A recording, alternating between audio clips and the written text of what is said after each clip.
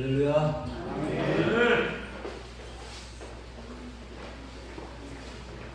오늘 공독한 본문 말씀 누가복음 17장 26절로 30절까지의 말씀을 통해서 마지막 때 징조 이런 주제로 하나님 말씀 전할 때 주의 은혜가 여러분 심령 가운데 풍성에 임하게 되시기를 축원합니다.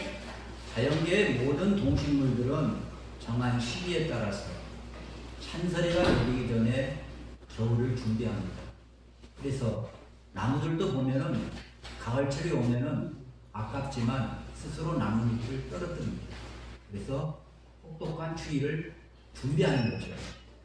파충류들도 보면은 혹독한 겨울철이 오기 전에 미리 알고 누가 가르쳐주지 않아도 동면에 들어가서 겨울을 이게 추운 겨울을 위기를 넘기고 그렇게 합니다. 그런데 인간은 인도네시아 그 쓰나미가 일어나서 많은 인명의 피해를 받지 않습니까? 그때 인도네시아에 있는 동물들은 다리에 쇠고리가 묶여 있어서 움직일 수 없는 상황에도 불구하고 괴력을 발휘해서 쇠고리를 끌고 산으로 뛰어 올라갔습니다.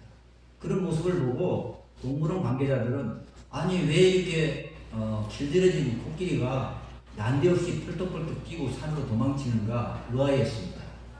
그런데 그때 몇 시간 후에 쓰나미가 덮쳐서 수십만의 인구가 몰살당하는 그런 사례가 벌어졌습니다.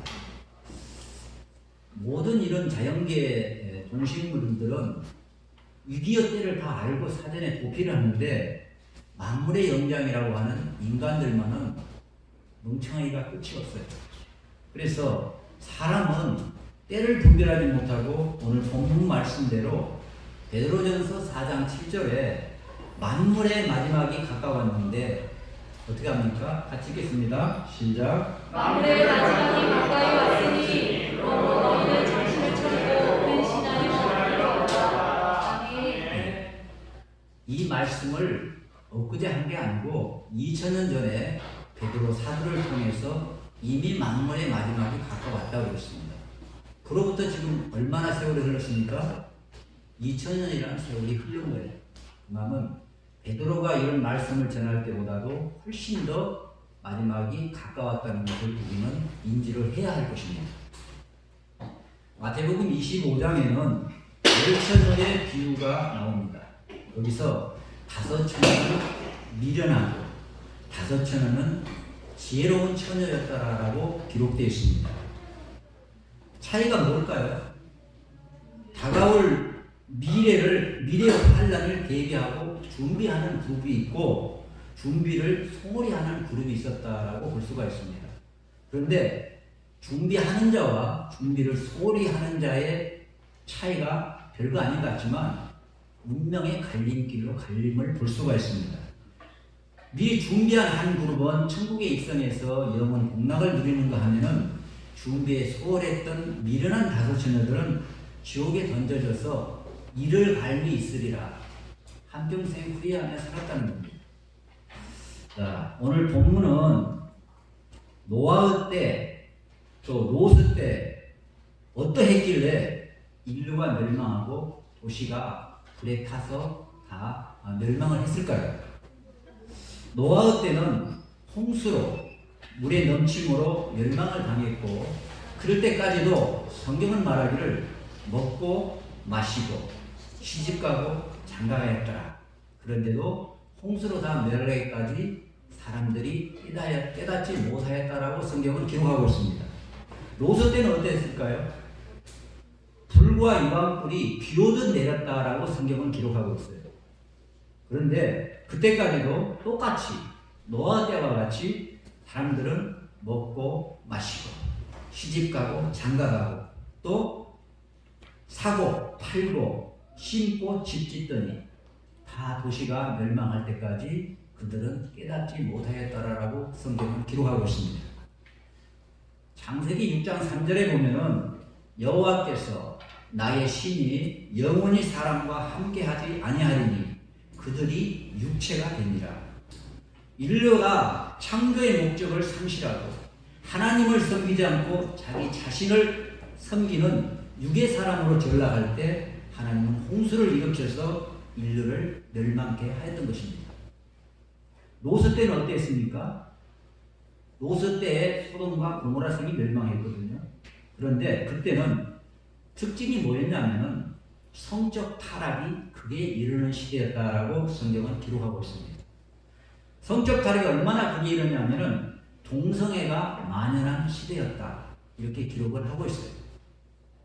어느 정도였냐면은 아브라함의 중보 기도에 의해서 소돔과 고모라 성에 살던 조카 롯을 살리기 위해서 천사 둘이가 롯의 집을 방문했습니다. 그런데 그때 사람의 모습의 형상으로 한 천사였던 것 같아요. 그 롯의 집에 들어가는 그 젊은 잘생긴 남정네를 보고 온 마을 사람들이 롯의 집을 포위하면서 그 남자 좀 내놓으라고 그럽니다. 그와 상관하겠다. 무슨 얘기입니까? 남자끼리 동성연애 할 테니까 내놓으라는 거예요. 이 한 장면만 봐도 동성애가 얼마나 만연한 시대였던 것을 알 수가 있습니다. 그것이 곧 소돔과 고모라 성의 멸망을 초래했던 원인이었다는 겁니다. 그래서 그 결과로 하나님은 불과 유황불로 소돔성을 멸망시켰습니다. 성경은 마태복음 24장에 인류의 멸망의 징조를 다음과 같이 기록하고 있습니다. 처처에 기근과 지진과 온역이 창궐한 시대가 올 것이다. 그리고 사람들의 사랑이 식어지는 소리가 도래할 거라고 성경은 기록하고 있습니다.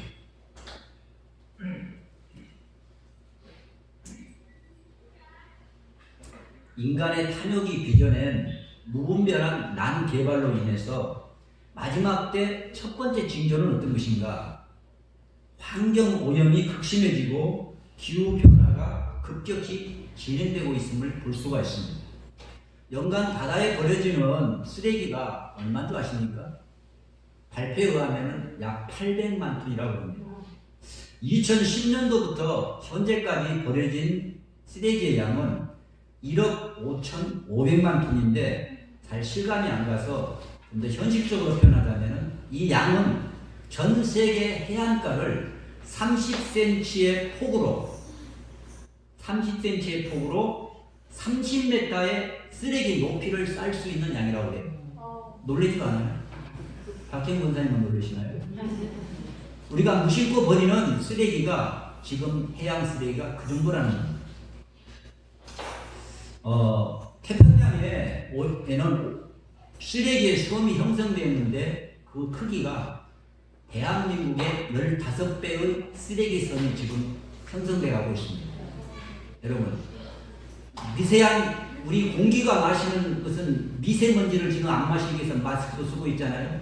근데 바다에는 미세한 플라스틱으로 가득 차가지고 우리가 한 달에 미세한 플라스틱을 먹는 양이 신용카드 넉 장분을 먹고 있습니다. 이건 제 얘기가 아니고 목요일날 조선일보에 나온 기사 내용이에요. 제 얘기가 아닙니다. 과학자들이 밝혀낸 내용을 그대로 지금 변하는 겁니다. 지금 바다에는 급속하게 사막화가 진행되고 있는데 어패류 생산이 50년 전에 비해서 약 90% 정도 감소했다고 어부들은 말하고 있습니다. 2050년이 되면은 우리가 살고 있는 지구의 34%가 사막화된다고 보고하고 있어요. 우리가 지금 엊그저께 황사비가 내리지 않습니까?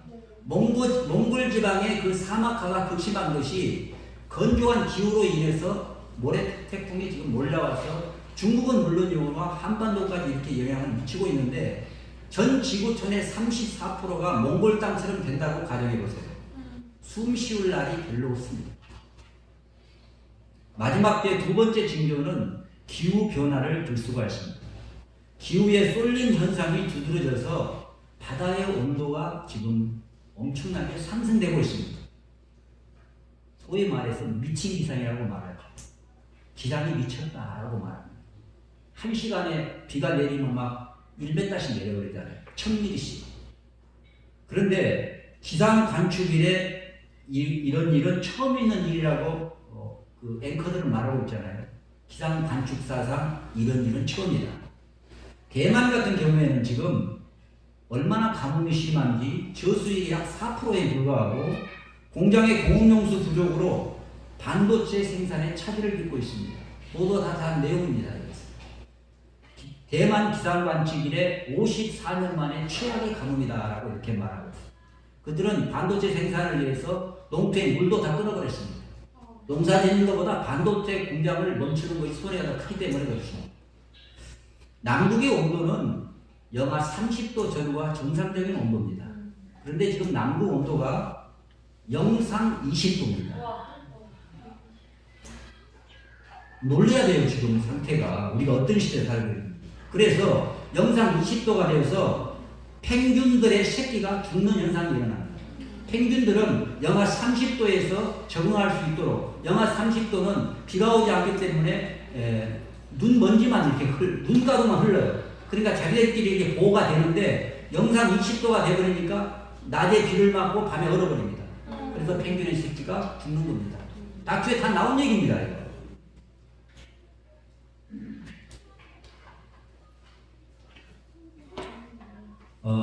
지금 이 온도의 그 급격한 변화로 상승으로 인해서 극지방의 빙하가 6배 속도로 빠르게 지금 녹아내리고 있습니다. 이로 인해서 해수면의 상승은 불가피한 것이고 다시 2050년대가 되면은 해수면의 상승으로 인해서 일본 도쿄를 포함해서 해안에 있는 도시들에 2억이 피해를 입을 거라고 보고가 되고 있습니다. 바닷가가 지금 다 물에 잠긴다는 거예요. 마지막 때 세 번째 징조는 어떤 것인가? 오존층의 파괴를 줄 수가 있습니다. 태양의 자외선을 보호하기 위해서 하나님은 지구 밖에다가 오존층을 이렇게 형성해 놨어요. 자외선을 차단하기 위해서. 그런데 인류가 화석 연료를 남발하고 CO2가 과다하게 발생함으로 인해서 하늘에 구멍이 뚫린 겁니다. 그래서 이 크기가 미국 국토의 3배 크기로 오존층이 지금 뚫려 있습니다. 그래서 태양의 자외선이 직접적으로 인류에게 피부에 닿기 때문에 피부암 발생이 지금 배로 급속도로 증가되고 있다는 보고가 있습니다. 이를 통해서 성경은 뭐라고 기록되어 있느냐? 계시록 16장 8절에 해가 불러서 사람을 태운다고 봅니다. 같이 읽겠습니다. 시작. 넷째 천사가 대적을 해에 쏟음에 해가 권세를 받아 불로 사람들을 태우니. 여러분, 하나님 말씀에 어떻게 멀쩡한 해가 사람을 태울 수 있을까? 상상이 안 가죠. 그러나 오존층 파괴로 인해서 점차적으로 피부를 태우는 시대가 올 것을 성경은 예고하고 있는 겁니다. 마지막 시대 네 번째 징조는 온역이 창궐한 시대가 올 것이다. 온역이란 뭐냐? 성경 원문에 들어가면은 치료될 수 없는 전염병을 온역이라고 부릅니다. 치료가 불가능한 전염병. 과학자들은 말하기를 앞으로 슈퍼박테리아가 출현할 거라고 얘기합니다. 슈퍼박테리아는 도저히 손쓸 수 없는 그런 질병을 말하는 겁니다. 그리고 동물계 바이러스가 대략 160만 종이라고 합니다. 그런데 현대 과학이 발견하고 있는 바이러스는 약 300종류라고 해요. 게임이 안 되지 않습니까? 빌 게이츠는 말하기를 인류의 멸망은 앞으로 동물 바이러스에 의해서 멸망할 거라고 그가 얘기를 했어요. 제법 똑똑한 사람 아닙니까? 빌 게이츠가. 근데 그 미래를 벌써 앞을 보는 거죠. 문제는 질병 치료제의 개발 속도가 바이러스의 변이 속도를 따르지 못한다는 데 심각한 문제가 있다는 겁니다. 내가 늘 하는 얘기지만 코로나 백신 맞고 괜찮겠지 하면은 인도 변이, 남아공 변이가 하면서 뭐라고 하는지 압니까? 날 잡아봐라, 날 잡아봐라 그러고 있어요. 백신 개발해서 신나게 맞고 나면은 또다시 치료할 수 없는 변이가 한 발짝 앞서가서 인류를 괴롭힐 시대가 온다는 겁니다. 마지막 시대 다섯 번째 징조는 어떤 거냐? 음란한 시대가 도래하고 있다는 것입니다. 소돔과 고모라 성이 멸망하는 그 시대 상황과 동일하게 지금 그런 시대가 인류상에 지금 전개되고 있다는 겁니다. 노스 때처럼 동성애가 만연하는 시대로 지금 치닫고 있습니다. 여러분, 포괄적 차별금지법이 지금 유엔에서는 한국도 통과하라고 지금 압력을 넣고 있습니다. 그러면 포괄적 차별금지법은 뭐냐? 단순히 성차별을 하지 말라는 것이 그것으로 끝나는 게 아니라 종교 비판을 금지하는 독소조항이 거기에 들어있는 겁니다. 종교 비판. 무슨 얘기냐면은 우리가 여기서 설교를 할 때 여러분, 나무아비 타학을 하는 부처를 믿어서는 구원이 없습니다. 마음에서 믿어서는 구원이 없습니다. 오직 예수 그리스도만이 인류를 구원합니다. 이런 설교 못하게 돼 있어요. 그 설교하려면은 벌금을 내야 되고 감옥에 갈 각오를 해야 됩니다. 이것이 바로 포괄적 차별금지법의 독소조항입니다. 국회의원들이 있는 내용을 알고 있는지도 없는지 모르겠습니다. 이것은 그래서 우리들이 지금 적극적으로 이 포괄적 차별금지법의 통과를 저지하는 이유가 여기에 있는 겁니다. 사탄은 하나님의 백성을 음란 사이트를 통해서 타락의 길로 유혹하고 있습니다. 통계에 의하면 성인들의 90%가 야동을 시청한 경험이 있다고 보고된 바 있습니다. 그러면 예수 믿는 사람은 제외일까요? 천만의 말씀 더 봅니다.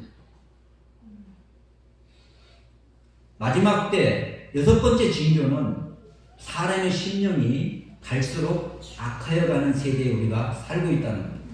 성경은 말세에 고통하는 때가 이르리니라고 말하고 있는데 디모데후서 3장 1절로 4절에 사람들은 자기를 사랑하고 돈을 사랑하고 쾌락사랑하기를 하나님보다 더 사랑하는 마지막 시대가 올 것이다.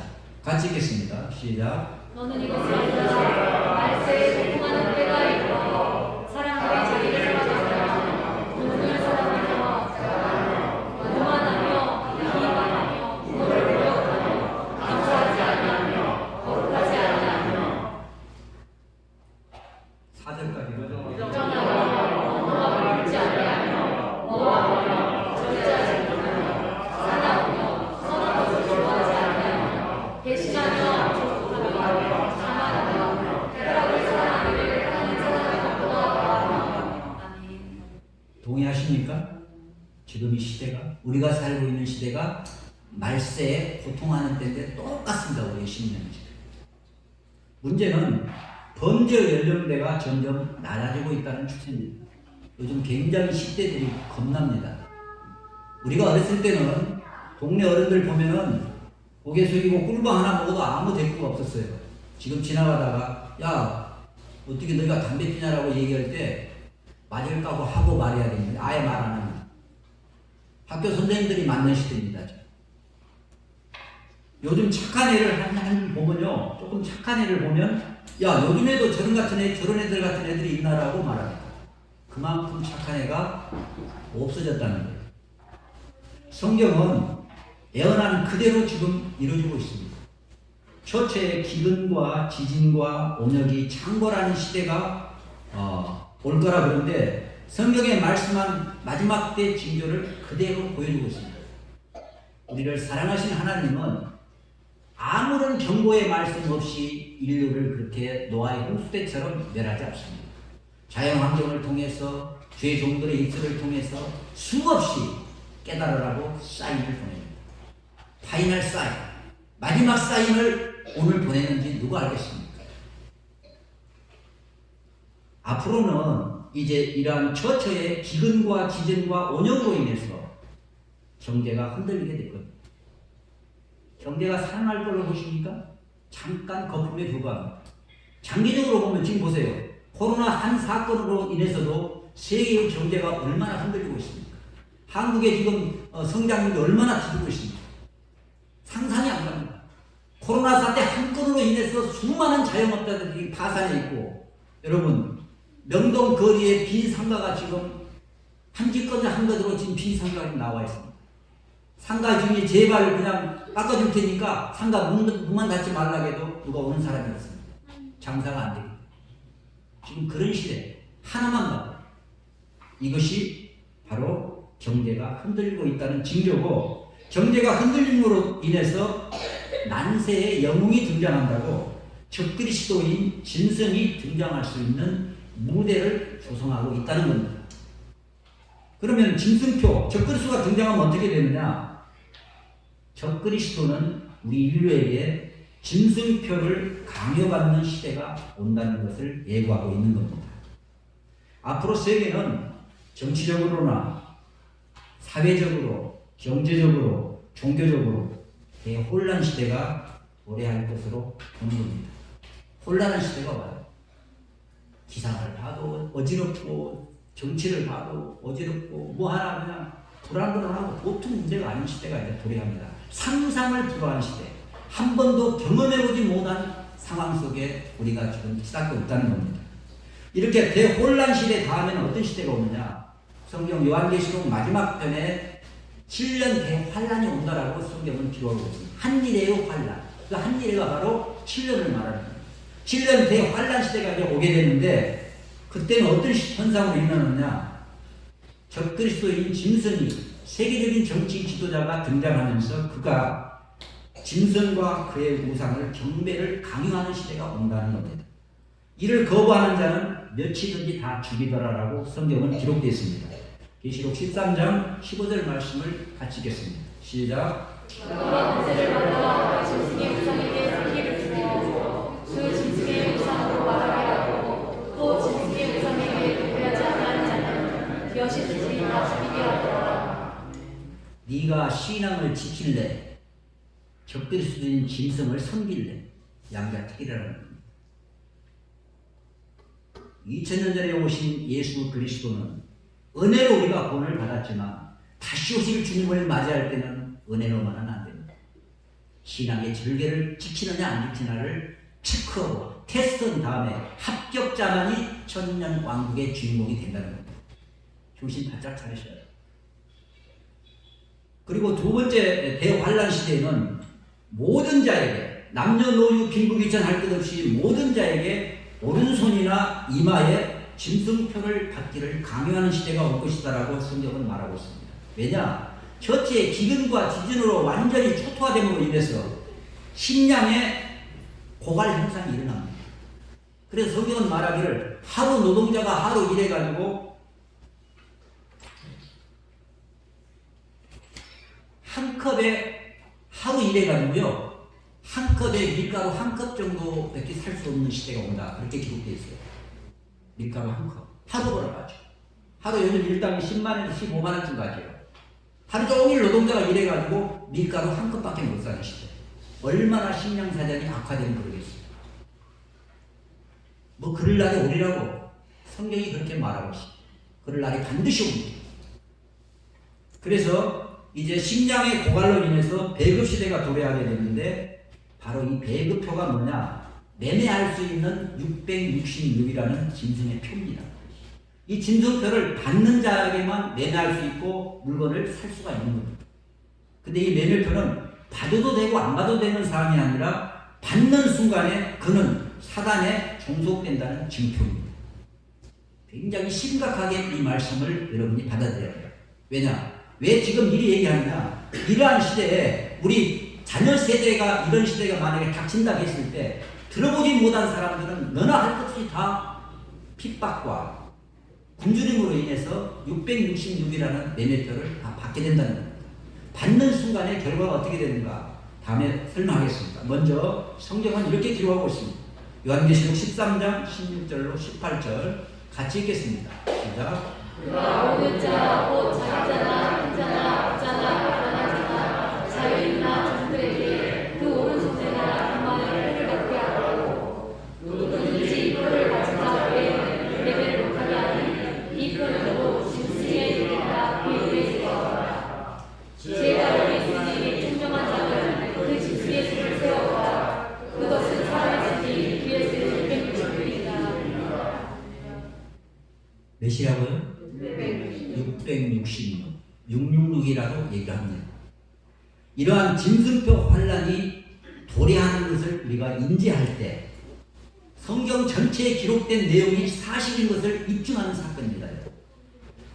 힘들고 어려운 선택의 순간이라고 하면 볼 것이 아니라 성경이 수천 년 동안 우리에게 사전에 말해주는 애고편이 사실 그대로 이루어진다는 사실을 우리가 인지할 때 벅찬 감동을 느끼지 않을 수가 없습니다.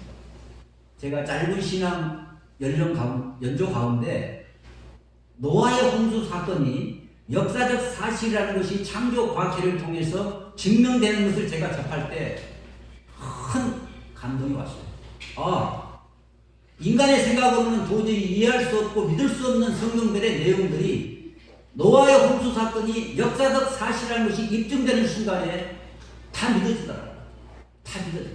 그런데 마지막 때 666이라는 표를 다 받게 되는 시대가 도래할 것이라는 사실이 사실로 우리의 생애에 만약에 전개된다면 성경은 예언한 그대로 이루어지는구나 하는 것을 믿고 그때라도 정신이 바짝 차리는 여러분 되시기를 주의 이름으로 축복합니다.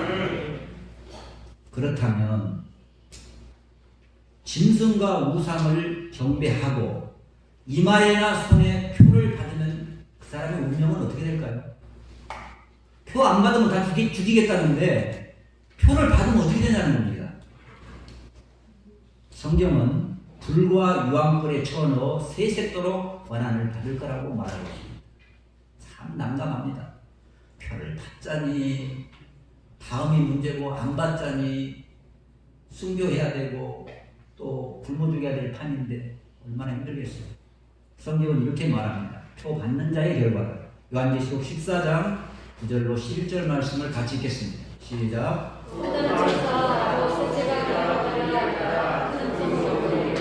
만일 누구든지 짐승과 우리의 우상에 경배하고 이마에나 손에 표를 받으면 그동안 진노의 표를 받으니 그 진노의 자는 사는 것이 없이 없을 것이라.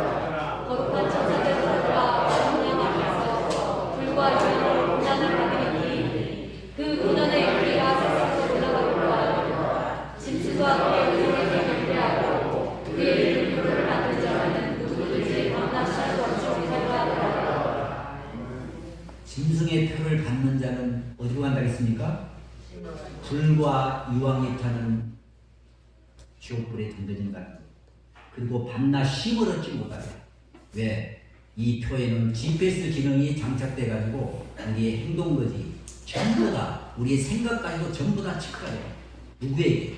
세상 정치 지도자에게 다 손바닥 손 하나에 있다니. 오늘날도 지금 보면은 행동 못하는 CCTV가 다 있고 뭐 어디서 뭐 행동거지 다 나오지 않습니까? 이미 미국에서는 컴퓨터 칩을 인간의 뇌에 새기는 지금 기술까지 지금 나왔습니다. 이미 원숭이에게 이미 그걸 실험을 했는데 이루어지고 있어요. 컴퓨터 칩을 인간의 뇌세포에 이제 새기게 되면은 로봇하고 같이 이제 나오는 거고 우리의 생각과 이것 가지고 전부 다 이루어진다는 겁니다. 이런 시대가 이제 앞으로 도래한다는 겁니다. 여러분, 성도는 알곡과 죽전이를 하나님은 가려냅니다. 무엇을 통해서 가려내겠습니까? 대환란을 통해서 진짜와 가짜를 구별해낸다는 겁니다. 성경 마태복음 3장 12절에 하나님은 손에 키를 들고 자기의 타작마당을 정하게 하사 알곤 모아 곳간에 들이고 죽전이는 꺼지지 않는 불에 효실이라고 성경은 기록하고 있습니다. 여러분 여기 농사지으면 아시잖아요.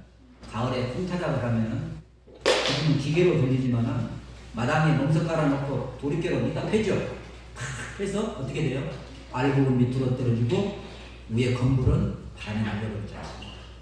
마지막 때 교회 안에 심판이 있음을 명심하는 것입니다. 지금은 누가 진짜고 누가 가짜인지 모릅니다. 그러나 환란을 통해서 알곡과 죽전이를 구별해낸다는 겁니다. 지금 우리가 지구 역사의 마지막 시대를 살고 있지 않나 생각이 듭니다. 그렇다면 이러한 마지막 시대를 살고 있는 여러분과 제가 어떠한 삶으로 마지막 때를 대비해야 할까요? 하나님 말씀 그대로 이루어졌음을 믿고 노아의 홍수 사건, 롯 때 소돔과 고모라가 멸망했던 그 사건이 하나님의 애고한 말씀 그대로 이루어졌던 과거의 사안을 믿고 앞으로도 하나님의 말씀 그대로 이루어질 것을 확신하고 우리는 준비해야 할 것입니다. 성경은 이를 두고서 베드로 후서 3장 6절로 7절에 그때 세상은 물의 넘침으로 멸망하였는데 이제 하늘과 땅은 동일한 말씀으로 됐다라고 말하고 있습니다. 같이 읽겠습니다. 시작.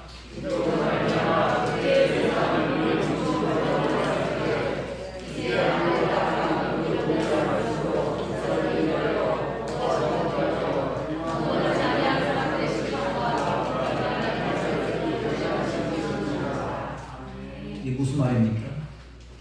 베드로 사도를 통해서 과거에 노아의 홍수 사건을 계획하시고 실천에 옮기셨던 그 하나님이, 동일한 하나님이 마지막 때 불로 인류를 쓸어버리겠다는 것도 믿어야 된다는 거예요. 과거가 맞지 않니? 그러면 앞으로도 맞다는 겁니다. 그 계획하고 실천에 옮긴 분이 누구십니까? 동일한 하나님이라는 거예요. 뭐 과거는 맞았으니까 후에는 인정 많으신 하나님이 안 하겠거니 그겁니까? 하나님의 말씀은 1.1핵도 변하지 않습니다. 어떤 삶을 살아야 할까요? 이런 속에서 첫 번째가 거룩한 삶을 유지해야 됩니다. 성경은 내가 거룩하니 너희도 거룩하라. 거룩은 뭡니까? 세속에 물들지 않는 삶을 거룩이라고 합니다. 세상과 타협해버리는 순간에 그는 가짜 예수입니다. 얼마나 많은 사람들이 조그마한 이해상관에 얽혀서 타협하고 삽니까?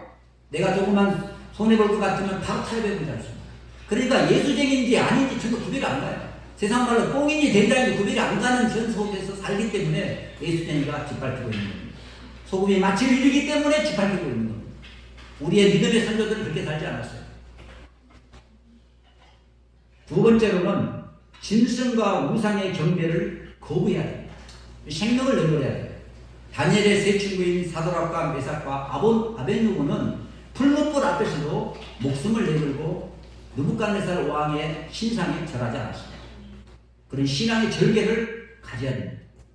세 번째로는 모든 사람에게 오른손이나 이마에 표를 받는 시대가 도래하게 되는데 짐승표 받기를 거부하는 신앙을 유지해야 됩니다. 마치 에스더와 같이 죽으면 죽으리라. 할렐루야! 에스더가 생명을 내걸을 때 왕이 호를 내밀지 않으면 죽는 걸 번하지 않으면서도 금식하고 왕 앞에 나갔던 겁니다. 그가 고백한 게 있잖아요. 죽으면 죽으리라. 마지막 때 신앙은 바로 그런 신앙입니다. 네 번째로는 우리는 재림 신앙으로 무장해야 됩니다. 하나님의 약속대로 이렇게 무장하게 나면은 천년왕국에서 예수님과 함께 왕노릇하는 영광의 주인공이 되실 것입니다. 계시록 20장 4절 말씀을 같이 보겠습니다. 시작. 또 내가 여기 앉은 자에게서 심판하는 권세를 받았다. 또 내가 보니 예수를 증언함과 하나님의 말씀에 대해 목배에 일어난 자들에게 보다 또 짐승과 그들의 이마와 손에 그의 표를 받지 아니한 자들이 살아서 그리스도와 청년이다. 여러분, 앞으로 지구촌은 인간들이 완전히 망쳐놨어요. 아담의 범죄로 인해서, 죄와 허물로 인해서, 아담의 그 타락한 그 본성으로 인해서 하나님이 아름답게 창조한 지구촌을 마구잡이로 버리고 마귀잡이로 흔들어넣어서 이렇게 지금 황폐하려고 말했습니다. 인간의 탐욕에 의해서 이루는 겁니다. 여러분 쓰고 있는 마스크 한 장 이거 별거 같죠? 1년에 대한민국에서 벌어진 양만 해도 하루에 2,000장이 벌어지고 2천만 장, 2,000장이 2천만, 5천만 중에서 2천만 장이 벌어지는데 이것이 썩는데 450년이 걸립니다. 무심코 벌어지는 플라스틱 하나, 이 마스크 하나가 다음 세대 우리 지구촌을 멍들고 있는 거예요. 성경은 말하기를 바다의 온 고기가 다 죽으리라. 썩어서. 그리고 지상에 있는 물은 지금 이 마스크를 2천만 장이 벌어지는데 3분의 1이 소각으로 처리하고 3분의 2는 메모랍니다. 자, 소각으로 하면 뭐가 나옵니까? CO2, 환경오염이 되는 거고요. 공기가 탁해지잖아요. 이거 타오니까. 땅에 묻으면 어떻게 돼요? 땅이 멍들어서 먹을 물이 지금 어떻게 됩니까? 오염돼 버립니다.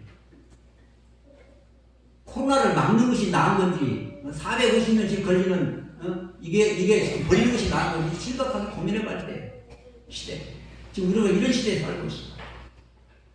근데 전혀 심각성을 느끼지 못하고 그냥 바닷물에 가면 눈에 보이는 깔끔하니까 바닷물에 미세한 플라스틱으로 가득 차 있고, 과학자들은 말하기를 미세한 플라스틱의 그 양이 플랑크톤의 46배라고 보고한 바 있습니다.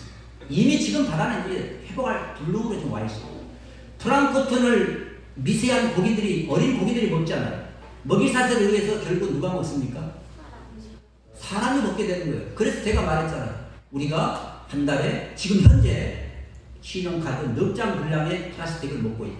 앞으로 10년 후에는 하루에 넉 장 분량을 먹는 날도 멀지 않았습니다. 바다의 전 고기가 다 죽습니다. 그런 지금 위기일발의 시대에 우리가 지금 살고 있는 거죠. 오늘 말씀의 결론을 맺겠습니다. 마태복음 24장 44절로 오늘 말씀의 결론을 맺도록 하겠습니다. 같이 읽고 마치겠습니다. 시작. 이러므로